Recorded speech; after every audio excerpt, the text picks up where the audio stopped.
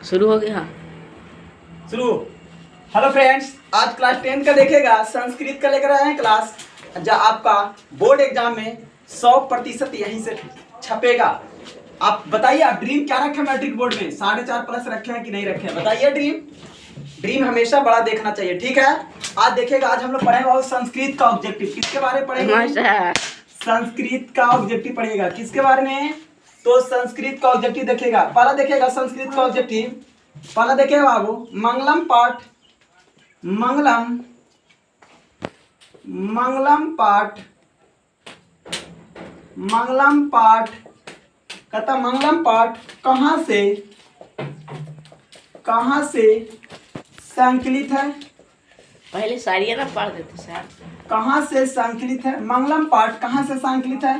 तो लिखना आंसर में, उपनिषद से संकलित है। उपनिषद से संकलित है। आगे देखिएगा, सही पढ़ दीजिए। महान से भी महान क्या है? दूसरा, महान से भी महान क्या है? महान से भी महान क्या है? तो आंसर लिखिएगा, आत्मा है। महान से महान क्या है? आत्मा है। तीसरा देखिएगा, सूक्ष्म से सूक्ष्म कौन है? सूक्ष्म से सूक्ष्म कौन है? सूक्ष्म से सूक्ष्म कौन है? तो लिखेगा, आत्मा है। आत्मा है। आगे लिखिए, मंगलम पाठ के रचनाकार कौन है?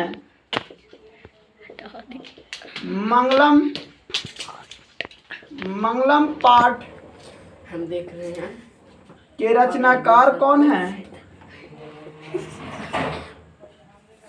कौन है?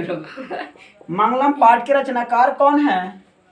तो लिखेगा, वेद व्यास हैं। वेद व्यास हैं। आगे देखेगा, उपनिषद के रचनाकार कौन है? उपनिषद का रचनाकार कौन है? उपनिषद के रचनाकार कौन है? वेद व्यास है। वेद व्यास है। लिखिएगा, उपनिषद किसका अंतिम भाग है? उपनिषद किसका अंतिम भाग है?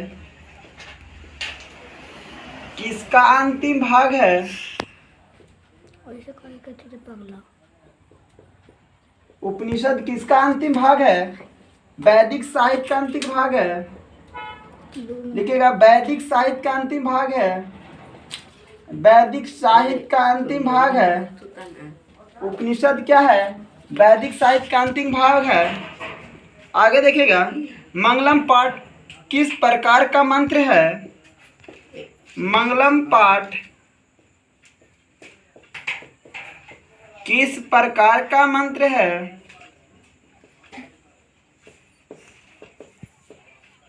मंगलम पाठ किस प्रकार का मंत्र है?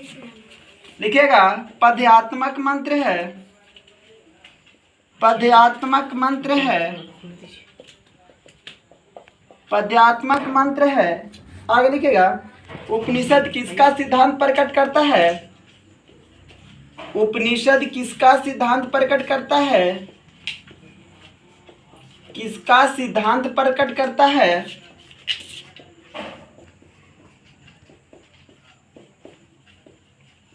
प्रकट करता है।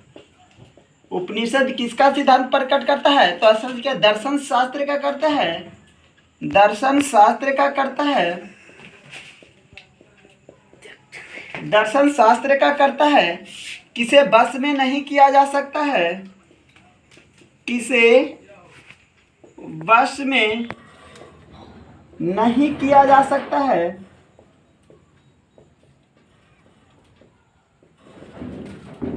किसे बस में नहीं किया जा सकता है?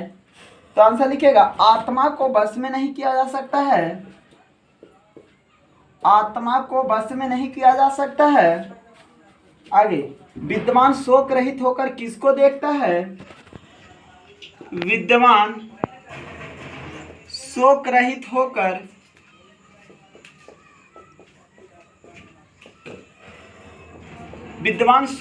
होकर किसको देखता है? देखता है, तो आंसर लिखेगा आत्मा को देखता है, आत्मा को देखता है। सत्य से किसका रास्ता प्रस्त होता है? सत्य से किसका रास्ता प्रस्त होता है? रास्ता प्रस्त होता है, प्रस्त होता है, तो आंसर लिखेगा देवलोक का होता है, देवलोक का होता है, देवलोक का होता है। कहता है यह संपूर्ण संसार किसके द्वारा अनुशासित है? यह संपूर्ण संसार, यह संपूर्ण संसार, संपूर्ण संसार, यह संपूर्ण संसार किसके द्वारा अनुशासित है? किसके द्वारा, किसके द्वारा अनुशासित है? अनुशासित है, अनुशासित है। तो लिखेगा, तो लिखेगा परमात्मा के द्वारा अनुशासित है। हमारे द्वारा परमात्मा, परमात्मा के द्वारा है। आगे लिखेगा, आगे लिखेगा भाई, किसकी विजय नहीं होती है? किसकी विजय नहीं होता? आगे लिखेगा किसकी विजय नहीं होती है? किसकी विजय नहीं होती है? किसकी विजय नहीं होती है? आदमियों का। तो लिखेगा असत्य का विजय नहीं होता है, असत्य की विजय नहीं होता, सत्य की विजय नहीं होता। जब भी होता तो किसका होता है? सत्य का होता है। आगे देखेगा सत्य का किसकी महिमा गायना हुआ है? लिखेगा किसकी महिमा, किसकी महिमा गायन है, किसकी महिमा गायन है, का गायन है, किसकी महिमा का गायन है, गायन हुआ। तो लिखेगा किसका महिमन का गायन हुआ था? तो आंसर लिखेगा परमात्मा का। आंसर लिखना परमात्मा का, परमात्मा, परमात्मा का, परमात्मा का। आगे देखिएगा बाबू, लिखेगा सबसे बड़ा खजाना क्या है? सत्य हो।